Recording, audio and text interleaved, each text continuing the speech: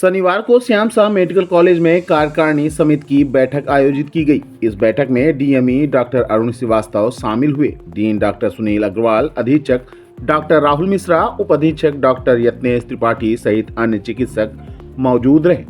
बैठक बंद कमरे में आयोजित की गई। करीब 2 घंटे तक बैठक चली और इसमें रखे गए एजेंडों पर चर्चा की गई। इस बैठक में पुराने एजेंडे और नवीन एजेंडे रखे गए। पुराने एजेंडों पर क्या एक्शन लिया गया, उसका पालन प्रतिवेदन भी प्रस्तुत किया गया।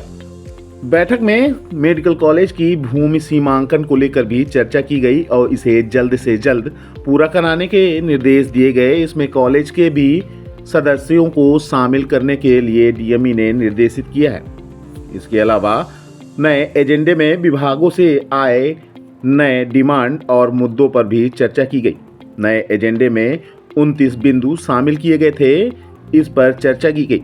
बैठक में सबसे ज्यादा फोकस अस्पताल की सुविधाओं को बढ़ाने पर रहा।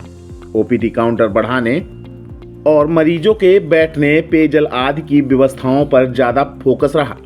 जो भी प्रस्ताव सुविधाओं के इजाफा को लेकर प्रस्तुत किया गया था, उन्हें स्वीकृति प्रदान कर दी गई। अस्पताल में स्ट्रेचर की संख्या बढ़ाने का प्रस्ताव भी रखा गया था, उसे स्वीकृति प्रदान कर दी गई है। इसके अलावा मरीज और उनके परिजनों के लिए वाटर कूलर लगाने का प्रस्ताव रखा गया था।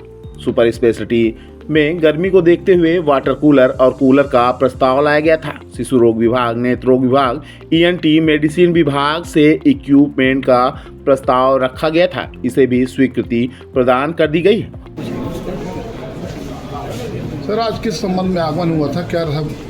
आज 2 काम थे। एक तो एग्जीक्यूटिव काउंसिल की मीटिंग थी और दूसरा कुछ इंटरव्यू वगैरह है। बेसिकली जो हमें आए थे एग्जीक्यूटिव काउंसिल की मीटिंग अटेंड करने के लिए आए थे।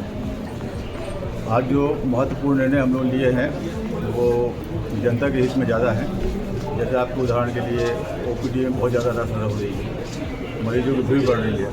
ये विचार किया गया और ये निर्णय लिया गया कि वाटर कूलर की व्यवस्था किया जाए ताकि जो गाँव से आते हैं, दूर से आते हैं, उनको पानी, ठंडे पानी की व्यवस्था हो जाए। ये भी निर्णय लिया गया कि कैजुअलिटी में और बैठने की व्यवस्था अच्छी की जाए, स्ट्रेचर की संख्या बढ़ाई जाए। वो पूर्व से भी था, लेकिन अब ये था कि और ज़्यादा बढ़ाया जाए ताकि ज़्यादा से ज़्यादा मरीजों को इसका फ़ायदा मिल सके। तीसरा ये था कि वहाँ चूँकि कैजुअलिटी में जो मरीज आता है वो परेशान रहता है, तो ये व्यवस्था की गई कि उसका रजिस्ट्रेशन की प्रोसेस जल्दी से जल्दी हो, तो नंबर ऑफ जो कंप्यूटर को बढ़ाया जाए, विंडो बढ़ाई जाए ताकि वो भीड़ में परेशान ना हो। सर, एक सर्वर की समस्या बीच बीच में हो रही है, तो ज़्यादातर कभी कभी सर्वर डाउन रहता है, इसको लेकर क्या कैसा? इसका भी कहा गया है कि जो इमरजेंसी प्लेसेस हैं, जैसे मेडिसिन वार्ड है, सर्जिकल है, आईसीयू है, यहाँ जो यूपीएस लगे, सर्वर लगे, तो उनकी बैटरी चेंज किया जाए और जो खराब हो गई उनको रिपेयर किया जाए। सर, मैनुअल व्यवस्था का भी कोई प्रावधान है? अगर सर्वर काफ़ी देर तक, एक आध बार ऐसा हुआ कि 24 घंटे सर्वर बंद रहा है?